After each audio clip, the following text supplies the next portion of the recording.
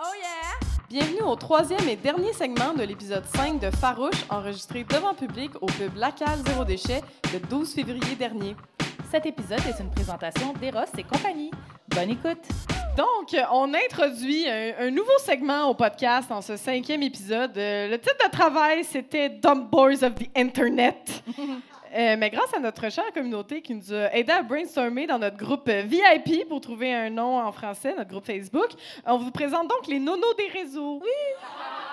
C'est cute, hein? C'est cute, hein? Dumb Boys, ça sonnait comme « on est comme les nonos ». Les nonos, c'est Alors, plus cute. oui, c'est un segment où on va vous présenter les nonos qui ont pollué notre algorithme Instagram, TikTok, tout ça au cours des dernières semaines et qui méritaient qu'on en jase dans un contexte féministe. OK? Alors, Coralie, part-nous ça. Oui. Moi, je ne sais pas si vous avez vu ça. Sur TikTok, il y a le Ketchup Challenge. Ah! Par non, applaudissement, okay. y en a-tu qui l'ont vu? Par applaudissement? OK. Non, mais c'est niché. Nous, nos algorithmes, c'est spécial. Oui. Nous, nos algorithmes, c'est comme, as-tu besoin d'une bonne raison ou chier ces hommes? Voilà. Et dans le fond, c'est un challenge qui consiste à mettre un splouche, j'ai pas vraiment un meilleur nom pour ça, mais un splouche de ketchup sur un comptoir. Et là, de demander à son chum de laver la dite splouche de ketchup sur le comptoir. Et là, c'est plein de vidéos sur TikTok de gars qui ne sont pas capables de laver la splouche de ketchup. Oui, c'est... Et il y en a des centaines, OK? Et là, ils prennent, mettons, en plus, toi et moi, on est zéro déchet, là, fait que c'est un enfer pour nous autres, là. Ils prennent genre un rouleau d'essuie-tout au complet, là, pour laver la splouche de ketchup. Puis là, au lieu de juste, la spooner, ouais, la scooper, puis tu sais, ce qu'on ferait tout, ils te l'étalent sur le comptoir. Puis là, ça fait que le comptoir devient là, tout rouge de ketchup. Puis là, les gars, ils continuent à prendre un essuie-tout puis à continuer de l'étendre. Et là, malheureusement, c'est que souvent, la conclusion de la blonde, c'est comme, ben c'est pour ça que c'est moi qui fais le ménage. Et ça, c'est du weaponized incompetence. Oui, mais c'est ça. C'est parce que l'affaire, c'est que s'il y a des centaines et des milliers de ces vidéos-là qui c'est devenu viral, c'est parce qu'il y a plein de femmes qui filment ça et qui soit le filment parce qu'elles sont comme « Oh là là, c'est rigolo, mon amoureux est complètement incompétent », soit elles sont, mettons, le conjoint réussi de manière très facile et évidente à scooper le ketchup, puis ils sont comme « Regardez comment mon conjoint est merveilleux pour avoir fait la fucking base ». Puis c'est ça qui est complètement triste. Fait que je vois, je ferais ça très drôle de voir vos faces d'incrédulité. C'était à peu près de ça que j'avais l'air la première fois que Coralie m'en a parlé. Je suis comme... Fait que le challenge, c'était de nettoyer la tache de ketchup. Tu sais, comme pour du monde qui ont juste du common sense et un peu de talent ménager, on est comme, ben c'est évident, mais non. Pour bien du monde, c'est pas évident. Puis il y en a qui vont vraiment, tu sais, il y en a qui vont avec, tu sais, la Dyson. Puis ils trouvent plein de façons différentes. Puis t'es comme, non, si tu prends l'aspirateur, ça va puer dans le sac après. puis plein d'affaires que, comme, c'est ça, il y a plein de gars qui savent pas. Puis Ben, ça démontre que la charge mentale des tâches ménagères est majoritairement sur les femmes des couples hétérosexuels. Voilà. Exactement. C'est une étude sociologique qu'on fait sur TikTok avec ça, là. Moi, sinon, j'ai vu, mon Dieu, encore une fois, sur TikTok, le média Combini, je sais pas comment dire. Combini, média français qui fait souvent des reportages très cool, qui a infiltré des groupes... C'est genre Urbania France. Oui, c'est vrai. Ish. Mais comme plus de budget puis plus woke. Puis, on aime ça. Puis, le média Combini a infiltré des groupes de mascus. OK, en France, pour un reportage. Ils se sont, entre autres, faufilés dans une espèce de cours de flirt, OK, qui se passait sur Discord, OK? J'ai pas trop compris c'était quoi, mais c'était comme à l'audio. Là. Et le soupir de tout le monde sur Discord, ça... On le sait qu'il n'y a pas grand femme qui se trouve là-dedans. OK, mais bon. Alors, sur Discord, et là, il y a un Français, un psychologue de formation qui s'appelle Léo, qui a un compte YouTube suivi par beaucoup trop de millions de gens, qui s'appelle Les Philogines. Je sais pas. Déjà, ça sonne terrifiant. Ça sonne misogyne. Oui, et là... Ouais. Misogyne avec un peu de philosophie. Et là, Combini nous montre justement une séance Discord où est-ce que Léo répond aux questions des hommes qui sont dans le chat Discord avec lui. Et là, il y a quelqu'un qui demande « Comment fait-on pour faire jouir sa copine? » question légitime, j'ai envie de dire. Eros et compagnie. Oui, Eros et compagnie. Le petit homard, OK. Et on a transcrit le verbatim de la réponse de Léo parce que on pensait pas que vous alliez nous croire, OK? Alors, Léo répond spontanément. Si tu commences à montrer que ton but, c'est de la faire jouir, je te garantis qu'elle ne va pas jouir. Parce que les nanas, généralement, détestent ça. Quelle nana? Quelle nana? Oui. Je dis pas qu'elle déteste jouir. Ah! Mais elles n'aiment pas voir le mec concentré sur leur désir à elle. Tu vois, moi, je m'en fous tellement de faire jouir ma copine. Ça doit faire quoi? 2 ans qu'on se connaît, elle a dû jouir 2-3 fois. Mais voyons, Dude. Déjà, je te garantis qu'elle n'a pas joué 2-3 fois. C'est juste qu'elle va aux toilettes souvent et longtemps, puis tu le sais pas. Il dit, en fait, je m'en fous. Je te le dis sincèrement, les mecs se rendent pas compte que le plus important, généralement, pour les nanas, c'est de te voir, toi, jouir plutôt qu'elle. He spread this word. Oui, bouh, on eu les mascus. Fait que moi, I beg to differ Léo, mais si Léo le dit, écoute, puis je sais pas si vous avez vu passer ça aussi récemment, mais il y a un discours masculiniste ambiant et malheureusement, pas que chez genre nos papas, nos mononcles, nos grands-parents, chez les genre moins de 35 ans, là. Puis il y avait un article qui s'appelait, c'est quoi? Gen Z boys and men more likely than baby boomers to believe feminism is harmful. Fait qu'il y a plus de Gen Z que de baby boomers qui trouvent, je traduis pour les gens qui nous écoutent à Chicoutimi, je sais pas, qui croient que le féminisme peut être quelque chose de négatif pour eux. Puis il y a des stats qui sont ressortis dans un article du Guardian, des terrifiants résultats de recherche qui disent, mettons, les hommes et les jeunes hommes, en fait, de la génération Z, pensent que, c'est quoi, un homme sur 4 au UK, OK, l'étude a été faite au United Kingdom, voyons, c'est quoi, en Royaume-Uni. En Colombie-Britannique. Au Royaume-Uni, âgés de 16 à 29 ans croient que c'est plus difficile d'être un homme qu'une femme, aujourd'hui, en 2024. Et 1/5 de ceux qui connaissent Andrew Tate le voient de manière positive. Tu sais, le gars qui a des accusations d'exploitation, de trafic humain, d'agression sexuelle, bon ça. Fait que, écoute, j'ai pas dit que c'était des nouvelles positives, j'ai dit que c'était des dumb boys of the Internet, mais oui, mais il y a aussi des études qui commencent à apparaître comme quoi les Gen Z, les jeunes hommes Gen Z deviennent de plus en plus conservateurs, alors que les femmes plus jeunes deviennent de plus en plus progressistes. Et il y a comme un gap qui commence à se creuser entre les hommes et les femmes. Puis c'est pas juste monétaire, là. C'est vraiment comme au niveau aussi de la pensée, dans le fond, de vraiment penser sur des questions comme l'immigration, sur des questions... sur l'immigration, sur qui a le droit à un logement, sur toutes des questions vraiment qu'on poserait à quelqu'un pour savoir t'es-tu de gauche, t'es-tu de droite.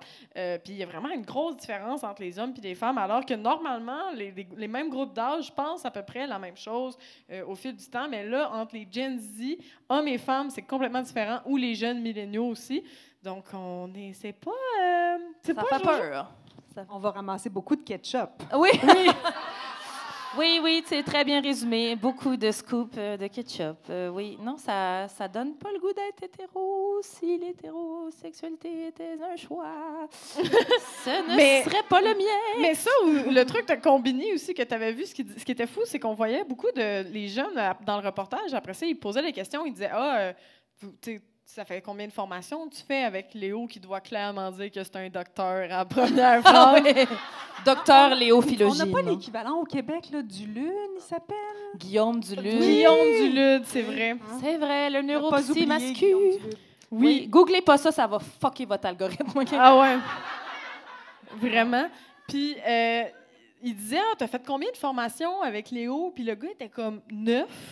Puis c'est pas cher, là. C'est pas le prix pour venir au farouche, là. Le gars, il demande beaucoup d'argent, puis il disait 9, puis il disait... tu sais, des cours de flirt, c'est clairement des hommes qui se sentent seuls, qui savent pas exactement comment flirter, justement, comment se mettre en couple, peut-être, fait qu'ils sont comme un peu vulnérables. Puis oui. Il arrive avec lui, puis il dit, t'en as fait 9 formations, t'as pécho combien de filles? Ça m'écoeure, cette phrase-là. T'as chopé combien de filles? Et il est genre 0. Oh. Puis après 9 formations, puis tu fais... Mais mon chum, peut-être que Léo n'a pas la solution. C'est tellement spécial, fait que ouais. Puis c'est inquiétant parce que les hommes sont de plus en plus seuls aussi. Il y a comme une affaire à dire aussi. Les hommes sont de plus en plus seuls, ils ont moins d'amis, ils ont de la misère à avoir. Je pense qu'on est rendu là. Je veux pas dire la statistique, je l'ai lu vite tantôt, mais je pense que c'est un homme. Les hommes ont même pas d'amis proches là maintenant. Là, ils ont comme un ami proche, ils le voient pas souvent. Puis c'est de même qu'ils se radicalisent aussi. Fait ce qui est plate, c'est qu'on n'a pas envie d'être leurs amis, mais peut-être qu'il faudrait. Ils ont besoin de nous, mais nous, on est comme non. Alors, refaites des soirées poker, la gang. On va ramener ça sur la map. Un petit rigolfeur pour ça, hein? Ben, j'allais dire golf, après j'étais comme non, les golfeurs, c'est masculin aussi, mais rigolfeur, tu peux pas être masculin en faisant du rigolfeur. Tu t'assumes quand tu fais du rigolfeur, bref. Oui, vas-y. Ben vous, est-ce que vous avez vu des nonos des réseaux récemment? Vous êtes à l'abri des nonos? Non, moi, je fuis vraiment les réseaux. Pour on dirait que je suis comme saturée, je suis comme pas d'énergie à mettre là-dedans. Fait que je vais ailleurs, mais ça me fait penser à une anecdote. Une réflexion. Mais je suis allée voir le projet Polytechnique, OK, au TNM, qui est une pièce de théâtre, du théâtre porte-parole, qui se porte sur... sur le beau moment dont je sur parlais tout à l'heure. C'est mon meilleur souvenir d'enfance. Puis il s'intéressait, tu sais, il y a des comédiens qui ont fait une démarche, vraiment des communautés en ligne, masculines. Puis à un moment donné, tu sais, il se questionne sur, mais qu'est-ce qu'on peut faire pour que ça change, tu sais? Puis il est vraiment dans une démarche de questionnement puis d'action. Puis il y a des intervenantes qui participent au projet qui parlent d'écoute et de bienveillance. Puis j'étais comme, mais non, je peux pas, tu sais. C'est comme ce gars-là, je peux pas. Tu sais, comment? Fait que je trouve qu'il y a une espèce d'impasse là parce que... Puis Martine, j'aimerais ça t'entendre là-dessus. Parce que moi, je n'ai pas cet élan d'être gentille avec un masculin ou un incel, tu sais. Oui, d'éducation, de pédagogie. Ben Martine non plus, elle les envoie toutes lire. Non, mais la ligne est mince entre on n'a pas l'énergie pour t'éduquer, mon chum va lire, puis si nous, je on te le fait parle pas, il n'y a pas de dialogue. Non, c'est tough, là. Ça m'est déjà arrivé de dialoguer ou d'essayer de dialoguer après avoir reçu un message extrêmement violent et de répondre, mais de dire « Est-ce que vous vous rendez compte de ce que vous venez de m'écrire? » Puis ça a été des allers-retours, ça a duré un petit moment. Et à la fin, il s'est excusé. Il m'a dit « J'ai compris. » Mais tu sais, t'imagines, tu faisais ça à chaque... temps. Ben, c'est ça, à chaque niaiseux qui m'écrit des niaiseries. Non, je m'en sortirais pas. Tu dormirais pas. Ben, j'aurais pas de vie autre que ça, c'est horrible. Sinon, des donos des réseaux qui t'ont marqué. Et toi, t'es quand même sur les réseaux. Non, mais moi, des nonos, j'en vois beaucoup. mais alors, ne me jetez pas de ketchup, mais j'ai vu Barbie hier.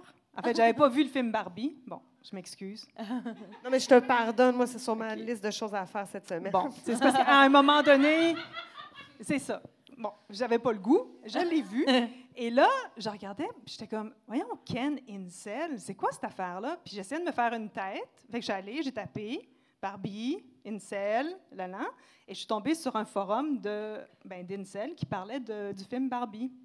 Ça fait un peu peur. Oui, ils en ont fait une fixation, eux autres, quand même. Oui, c'est que ça s'est rendu dans le mainstream, là, le féminisme, c'est trop pour eux autres. Puis là, ils prennent, puis là, ils se disent, est-ce que c'est dangereux, est-ce que c'est pas dangereux? Ah, allez le voir. Puis là, j'ai appris le mot « foids ». C'est comme c'est nous, ça? Des foids. Des foids? Oui, fait que c'est des féministes, des femmes pas trop attirantes. Enfin, ils nous appellent des foids. Mais moi, je le trouve super attirante. Là. Mais c'est comme, j'ai ouvert la boîte de Pandore, puis là, j'ai fait, non. On va la refermer. Wow! Ben, c'était ça, nos Dumb Boys, nos des réseaux pour cette semaine. Si vous avez d'autres idées, comme on le disait, allez sur notre groupe VIP, Farouche le podcast, sur Facebook. Oh yeah! Ça, tu m'as d'applaudir à chaque fois. Vous êtes toujours à l'écoute de Farouche le podcast où on ne parle pas de crypto-monnaie parce que nous, on respecte les femmes. Et c'est le temps du segment « Ça a mal vieilli ». Il y a des fans. Là, on revisite certains pans de la culture pop qui ne passeraient plus aujourd'hui. Oui, à date, on a revisité bien des affaires là, qui nous crèvent le cœur, genre Confession nocturne, c'est non. Cœur de loup, c'était pas si grave, mais Cœur de loup, tourne de viol. Vous irez écouter? Bonne tourne de karaoké, malheureusement. Oui. C'est bien triste. Et puisque c'est bientôt la Saint-Valentin, on a décidé de faire une petite thématique tourne d'amour. OK? Alors, puis pour une fois, on ne s'est pas dit d'avance. Fait qu'on est comme, on va se surprendre, Coralie et moi. Mais ce qui est drôle, c'est qu'au final, c'est toujours des tunes d'amour. J'ai réalisé qu'on c'est toujours des tout le temps des tunes d'amour qui sont les plus toxiques. C'est les plus toxiques. Déjà, vu que ça va être bientôt la Saint-Valentin, moi, je trouve que la Saint-Valentin a mal vieilli en général. On se dit, c'est bien beau de fêter l'amour, mais être obligé de fêter l'amour en achetant des roses emballées dans du plastique plein de pesticides importés de l'Amérique du Sud où des travailleurs et des travailleuses ont été exploités, il me semble que c'était pas nécessaire. C'était pas ça, votre vision, hein, de Saint-Valentin? Pour moi, c'est ça. Puis moi, j'ai été traumatisée par la Saint-Valentin au secondaire parce que, tu sais, on pouvait tout recevoir et m'amener une carte puis une fleur. Puis là, ils passaient. Ils font encore ça, by the way. C'est horrible. Et ça finissait tout le temps juste un peu en intimidation florale. Tu sais, comme... Il y en avait qui avaient des fleurs, il y en avait qui n'avaient pas de fleurs, tu sais. Puis ça fait que j'ai voulu explorer des chansons qui m'ont marqué au secondaire, à peu près, à l'école, alors que je pensais que c'était ça, l'amour, tu sais. Tu sais, t'as 10 ans, t'écoutes une toune d'amour, t'es comme, ça y est, j'ai compris. Puis là, j'ai réalisé que la majorité des artistes sur qui moi je tripais dans les années 2000, je leur toucherais pas avec une perche aujourd'hui. Et là, moi, je voulais vous parler de Justin Timberlake. Ouais. Ça part. En fait, je voulais vous parler de la chanson Cry Me a River. On connaît? Je vais surtout vous parler du clip, en fait, parce que les paroles, ben, c'est un peu répétitif. Mais c'est une chanson de peine d'amour, donc évidemment, dans le clip, il pleut. Classique. Il pleut tout le temps dans les tunes de peine d'amour. Et là, je veux juste, pour ceux qui s'en rappellent pas, je vais vous expliquer qu'est-ce qui se passe dans le clip et vous allez vous rendre compte que ça n'a pas de bon sens que ça a eu lieu, ce clip-là. Et là, j'ai cherché aussi, j'étais comme Cry Me a River féministe, puis j'étais comme, il y a quelqu'un qui a fait l'analyse quelque part que ça n'avait pas de bon sens, puis non, OK? Et j'en reviens pas. Donc, déjà, c'est Justin Timberlake qui arrive dans un char quand il pleut, avec Timbaland qui conduit. Moi, ça rappelle le Timbaland, OK? Puis il y a une brune sur la banquette arrière qui pleut. Ils s'en vont voir son ex, qui ressemble curieusement à Britney Spears. Oui. Et on sait maintenant que c'était carrément une attaque à Britney Spears. Et là, il arrive devant chez eux, il pleut, et là, il voit Britney partir avec un autre homme. Là, à ce moment-là, Justin sort de la voiture. On dirait que je parle de Justin Trudeau, cinéma. Justin sort de la voiture, il chante dans la pluie, OK, en regardant la caméra comme n'importe quelle toune de peine d'amour. Et là, il passe par derrière la maison de Britney pour pogner une roche à côté de la piscine. C'est très précis. C'est même un petit galet, OK? C'est vraiment une petite roche. Et il la lance dans la fenêtre de la maison et elle l'éclate en 1000 morceaux, OK? Et là, ça, c'était le bout engagé où Timberlake dénonce le manque de fenêtres de qualité à Hollywood, OK? C'est même... Un petit galet, là, c'est fini. Et là, après, Justin entre dans la maison par la fenêtre brisée, donc par infraction. Parce que, tu sais, dans les années 2000, c'était vraiment sexy des gars qui commettent des crimes. On s'entend, là, c'était un sexe symbole. On était comme, pauvre Justin, il s'est fait briser le cœur par Britney, OK? Et là, dans la maison, il danse sur les meubles avec ses souliers. OK, ça, je l'ai pas pris. Inacceptable. Vraiment pas gêné, le gars, déjà. Puis là, pendant qu'il danse, un moment donné, Timbaland, il fait un petit signe de tête à la brune, OK, sur la banquette du char, de rentrer dans la maison où Justin Timberlake l'attend dans la chambre avec une caméra vidéo pour les filmer en train de se frencher. Puis là, on voit le bout où il lui demande son consentement, bien sûr. Hein? Jusque-là, c'est vraiment pas creepy. Il y a le numéro de tel jeune en bas de l'écran, évidemment. Oui, exactement. Et là, après ça, là, il se french, là, il filme ça. Après ça, la brune sort. Là, Timbaland se frotte les mains dans le char parce qu'il est vraiment comme fier de sa shot. Et Justin Timberlake se cache dans la maison pendant qu'une fille habillée curieusement comme Britney Spears rentre dans la maison. Et lui, il est caché. Et là, il attend qu'elle rentre dans la douche pour aller la voir se doucher. C'était en 2008, genre. Puis là, il attend, puis là, elle remarque même pas qu'il y a une fenêtre brisée, puis tout ça. Et là, c'est ça, il la regarde prendre sa douche, puis après ça, comme, elle réalise qu'il y a peut-être quelqu'un dans la maison, et là, elle sort un petit peu paniquée. Mais là, Justin, lui, il s'en va. Puis là, quand il s'en va, il laisse sur la télévision, derrière, lui puis la brune se frencher, qui vient filmer. Et là, voyons, je me rappelle pas de croire qu'à ce moment-là de la culture populaire, tout le monde prenait pour Justin. Genre, le monde a vu ce clip-là, puis il était comme, ouais, Britney, c'est une salope. Tu sais, comme. Alors que Justin était chez eux comme un gros creepy. En tout cas, c'est comme, oh, pour petit Pete, il a les cheveux bleus, il a les yeux bleus, les cheveux blonds, il s'est fait briser le cœur. Et Britney Spears, après, qui a dit dans son livre récemment, quand même, que Britney qui a dit, dans le fond, qu'elle était... elle s'est sentie insultée du vidéoclip, mais elle était presque contente parce que dans ce temps-là, tout le monde disait qu'elle était vierge. C'était super weird, là, genre tous les... Ouais, tous les commentateurs, toutes les fois qu'elle faisait une entrevue, le monde était comme si tu vrai que t'es vierge, puis elle était comme oui. Mais genre... Fait que là, grâce au vidéoclip. Puis là, elle était contente d'avoir l'air d'une charrue, puis elle l'a dit. Mais elle l'a dit ça, pas charrue, là. Charrue, she said charrue. She said charrue. Et aussi, à ce moment-là, aussi, elle a révélé dans son livre que, dans le fond, Justin, lui, il a trompé depuis longtemps, puis il l'avait dit, puis il lui disait souvent. Et alors qu'elle, elle a embrassé une fois un de ses danseurs pour un peu se venger, puis elle était triste. Et là, lui, il a fait tout cet album-là. En fait, tout l'album, il envoie chier Britney Spears, alors que... On était comme Grammys! Oui, il a gagné des Grammys pour ça. Puis genre, on a comme dit, oh mon Dieu, Justin, c'est un génie. Et voilà, c'était le clip Cry Me a River qui... vous irez voir ça, c'est vraiment malaisant. J'en viens pas que moi, dans ce temps-là, je voyais ça puis j'étais comme, c'est un bon clip. Ouais, on pensait qu'Andrew Tate était intense. Finalement, c'était Justin. En 2008, genre! C'est le gars de Bye Bye Bye. Exactement. OK, moi, je me lance dans un tout autre registre. Vous allez voir, OK? Ça a été longtemps ma chanson d'amour préférée. Du genre, je braille encore mon amour de 2e année primaire, même quand je l'écoute aujourd'hui. L'hymne à l'amour d'Édith Piaf, OK? On est ailleurs. Tu sais, quand elle dit « Le ciel bleu pour nous peut s'effondrer et la terre peut bien s'écrouler. Peu m'importe si tu m'aimes, je me fous du monde entier. » C'est parce que les changements climatiques,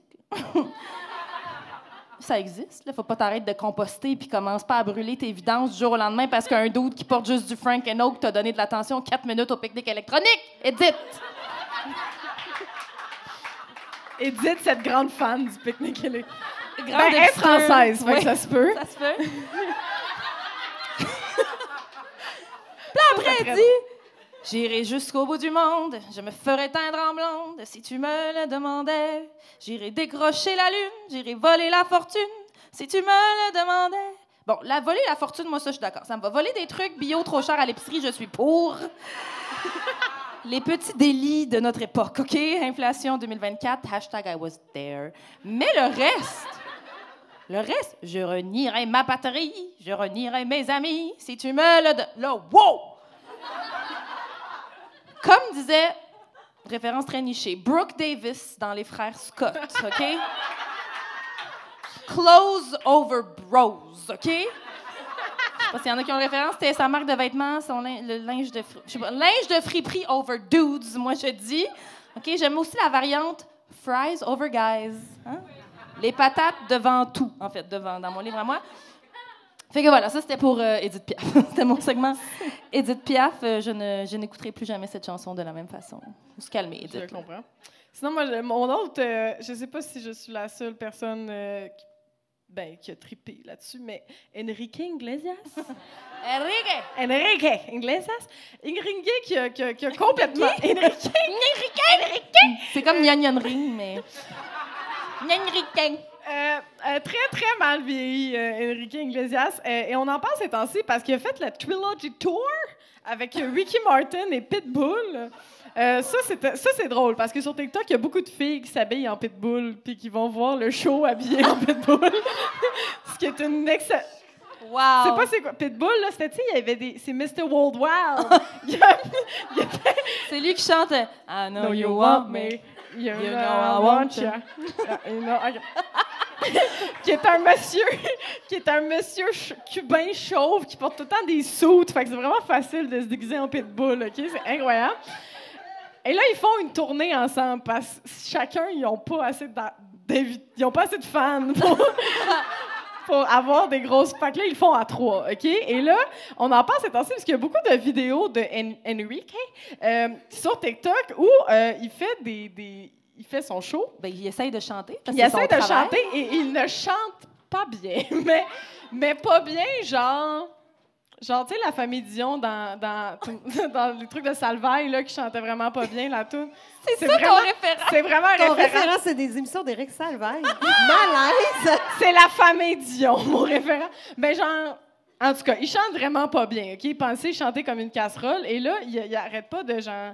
Il lip-sync mal, puis là, j'ai même vu des vidéos de filmer Enrique qui disait « OK, that show could have been an email. » Puis... Mais c'est parce que chanter mal, c'est une chose. Chanter mal devant 30 000 personnes Oui, devant 30 000 qui ont payé personnes. 300 pièces chaque. Exactement. Et aussi, il n'y a aucun move de danse. Tout le monde pensait que Enrique était genre la sensualité incarnée. Finalement, il n'a aucun move de danse. Et tout ce qu'il fait sur la scène, c'est zigner le plancher. Ah!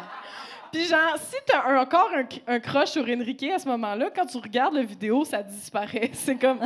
c'est automatique. Et là, je voulais vous parler, parce qu'il commence avec la chanson « Tonight ». Je sais pas si vous vous rappelez de la tune « Tonight ».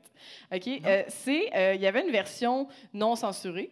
Il y avait une version censurée pour la radio, une version non censurée. Et la non censurée, c'est « Tonight, I'm fucking you ». Ah oui, oui. Puis en censuré, c'était « Tonight, I'm loving you ». Très différent. Et quand tu regardes sa performance, après, tu fais juste comme « Pour qui tu te prends, tabarnak? » Et bon, dans les paroles, les premières paroles, ça dit « I know you want me ». Toujours un très bon départ. Hein? Je sais que tu me veux. Puis là, il dit « I made it obvious that I want you to, so put it on me. Let's remove the space between me and you. » Si une fille prend ses distances, mon chum, peut-être qu'elle n'est pas intéressée. OK?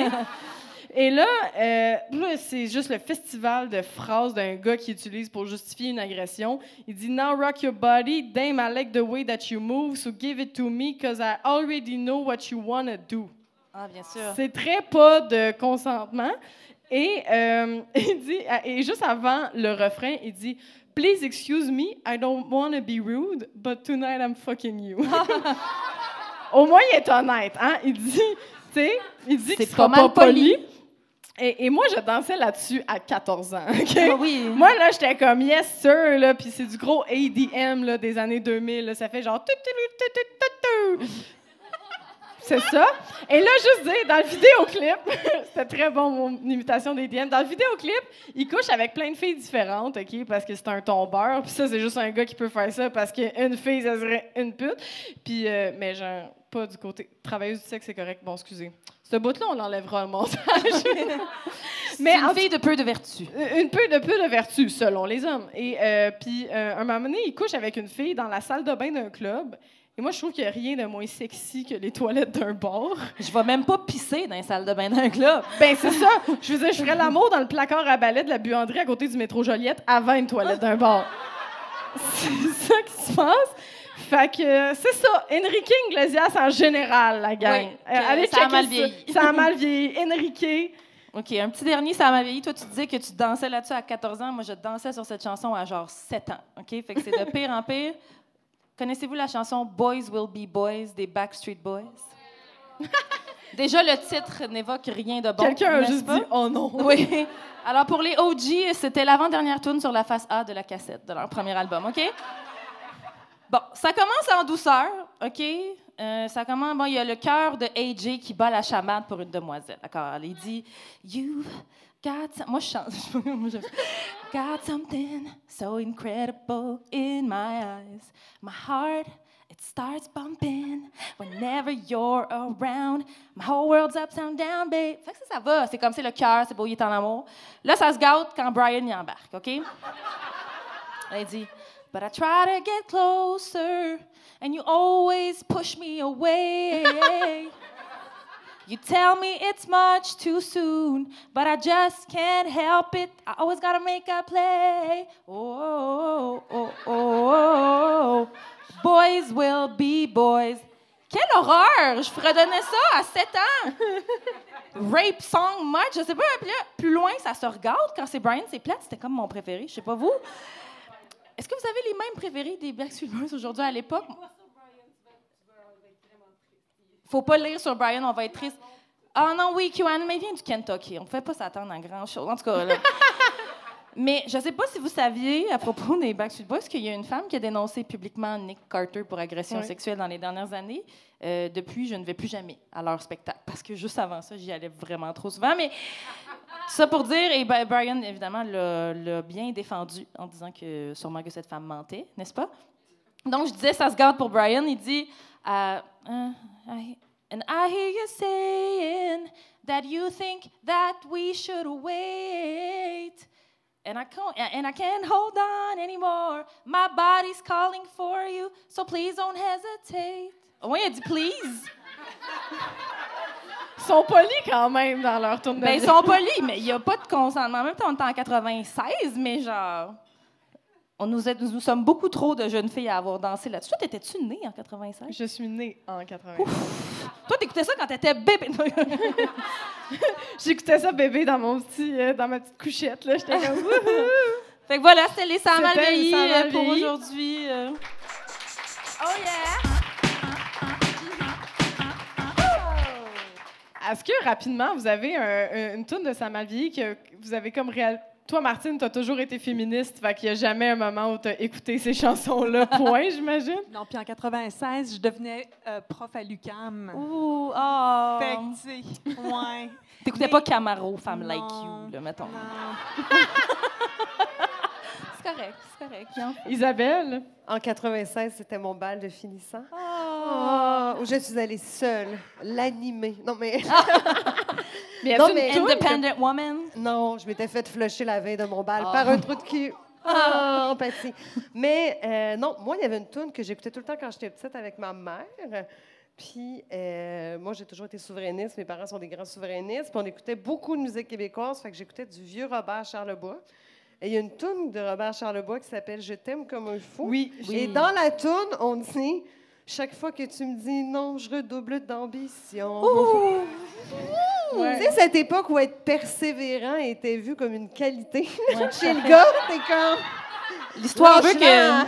l'histoire Ouais. veut que Julien Lacroix a Puis après, beaucoup il dit- écouté cette chanson. Après, il dit, c'est encore meilleur, il dit « M'as-tu vu courir dans ta rue? » Puis c'est comme « Oui, Chris, ça sauve. » C'est peur, hein? Ah, creepy, Robert. Oui, Qui c'est le une grande toune. Ça, je voulais aussi, pour en parler, « Every Breath You Take » de Police, tu sais, « Every Breath You Take », puis « Every Move You Make, I'll Be Watching You ». Puis ce qui est fou, c'est que c'était une chanson qui voulait être une chanson de stalker. Sting, il l'a dit, là, c'est un stalker, la gang. Mais ça a été repris par la culture populaire, puis c'était une toune d'amour. toune d'amour. Mais Sting était comme, ce n'est pas une toune d'amour. C'est pas ça que je voulais dire. C'est pas ça que je voulais dire. Et ça continue à être dans l'imaginaire. Fait que moi, je trouve ça fou quand on revisite ça dans Sa mal vieilli, comment la culture populaire a tellement mis sur un piédestal des chansons de De non-consentement. non-consentement. Voilà. C'est bien résumé. Oh yeah! Timide. Et on termine avec ton édito, Emna. Oui, alors, breaking news, tout le monde! Je suis grossophobe. Et vous aussi. Mais heureusement, il n'y a pas assez longtemps, hein, j'ai réalisé que j'avais plus le temps. J'ai plus le temps, on n'a plus le temps. Plus le temps d'avoir des complexes. La vie est trop courte pour trouver ses cuisses trop grosses au beach club, la gang. Bon, après, vous allez me dire, la vie est trop courte pour aller au beach club. C'est pas faux. La vie est surtout trop courte pour ne pas laisser les femmes être grosses tranquilles, sans les déshumaniser, sans négliger leurs soins de santé parce qu'on les déshumanise, sans les laisser mourir dans l'indifférence parce qu'on les néglige leurs soins de santé parce qu'on les déshumanise. Il y a quelques années, me regarder dans le miroir, c'était un peu une torture. Je vous avoue, j'arrivais pas à le faire sans analyser chaque millimètre de mon corps avec la rigidité et la sévérité d'une coach de gymnastique à l'ère soviétique. Puis j'étais même pas une femme grosse. J'étais, et je suis toujours d'ailleurs, une femme mid-size, tout au plus, qui vit pas ne serait-ce qu'un dixième des marginalisations et des oppressions que vivent les femmes grosses au quotidien. Mais à l'époque, parce que je connaissais rien, parce que j'avais encore rien déconstruit, et peut-être parce que la société capitaliste et patriarcale dans laquelle on vit avait très bien rempli sa mission de rendre chaque femme qui vient au monde self-conscious et dégoûtée par son corps avant même son premier petit roux de l'essurie, ben, l'apparition d'une nouvelle poignée d'amour était suffisante pour me gâcher ma journée. Comme si c'était la pire hostie d'affaires qui pouvait m'arriver. Puis en y repensant aujourd'hui, je me dis qu'il fallait vraiment que je sois une petite crise de privilégiée qui n'a jamais vécu, disons, un génocide envers son peuple, hein, pour penser que devoir changer de taille de pantalon ce soit vraiment la pire chose qui puisse m'arriver. Il fallait vraiment que je sois le pire être humain sur Terre pour penser que voir mon corps changer et peut-être commencer à ressembler à celui de certaines de mes exceptionnelles amies, de femmes que je respecte, ce soit vraiment la pire chose qui puisse m'arriver. En fait, il fallait vraiment que j'aie la tête enfoncée profond dans le cul de la grossophobie pour ne pas réaliser que j'avais des comportements foncièrement toxiques. Toxiques pour moi, toxiques pour les petites filles de mon entourage qui me prennent comme exemple, toxiques pour les femmes en général. Puis heureusement, j'ai eu la chance de voir entrer dans ma vie ces dernières années de nombreuses fat babes incroyables, ces femmes qui enjolivent mon feed d'Instagram de par leur simple et unapologetic présence et qui lui injectent surtout un peu d'humanité. Fait que ces dernières années, j'ai lu avec conviction Gabrielle Lisa. J'ai suivi avec intérêt Julie. J'ai adoré la vibe de Jessica. J'ai été touchée par Marie-Hélène. J'ai écouté passionnément Manal. Puis j'ai pris Amélie dans mes bras. Mon amie Amélie, une femme grosse, oui, et aussi belle, et drôle, et brillante, et forte, et puissante. Mon amie Amélie qui s'est fait revirer de bord par la médecine pendant des années quand elle allait consulter pour des menstruations irrégulières, douloureuses, monstrueuses même. « Perds 60 livres, là, tout va s'arranger », qu'on a dit à mon amie Amélie. Mon amie Amélie qui a fini par recevoir un diagnostic de cancer de l'endomètre à travers tout ça. Ignorée, déshumanisée, mise en danger parce qu'elle est une femme grosse. Je suis grossophobe, puis vous aussi, parce que tant qu'on ne s'efforce pas, à chaque seconde de notre vie, de déconstruire cette vilaine et dangereuse emprise que le culte de la minceur a sur nous, bien, on va toujours l'avoir en nous. J'ai eu en masse le temps d'être grossophobe dans ma vie, puis j'ai plus le temps. C'est plus le temps.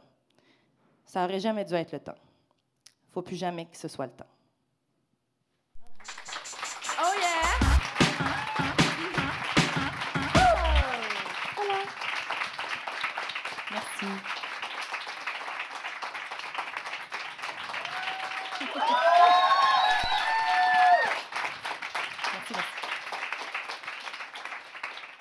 Et c'est ce qui conclut ce merveilleux épisode de Farouche. Avez-vous aimé ça?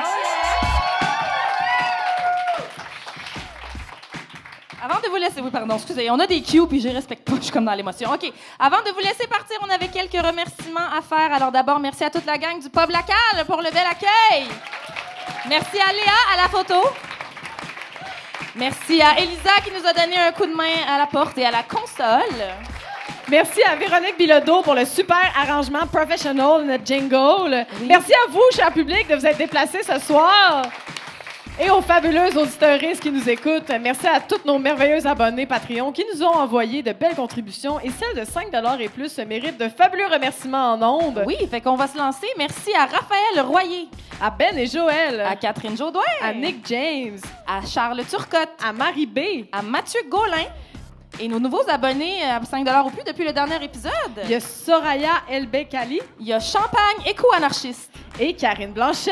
Oui, merci. Puis si vous voulez qu'on vous nomme aussi, abonnez-vous à notre Patreon, patreon.com/farouche. Merci à toi, my sister from another mother, Caroline Laperrière, tout le monde.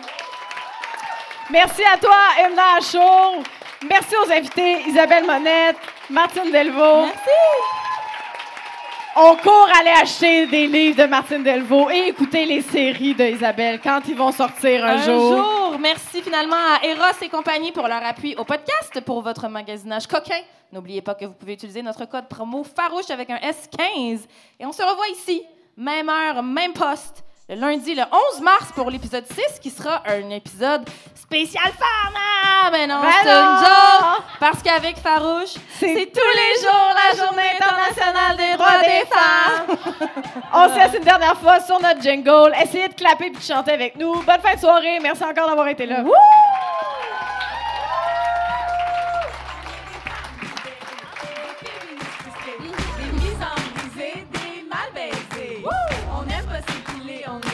Oh yeah. Un peu sauvage c'est bon. On fait ce qu'on veut de notre corps. On est fa fa fa fa fa fa fa fa fa fa fa fa fa farouche.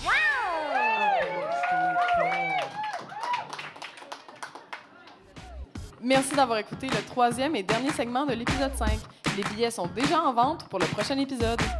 N'hésitez pas à suivre notre page Instagram Farouche Podcast, à rejoindre notre groupe super VIP Farouche le Podcast sur Facebook et à nous partager vos commentaires et à nous laisser un beau 5 étoiles sur les plateformes de balado.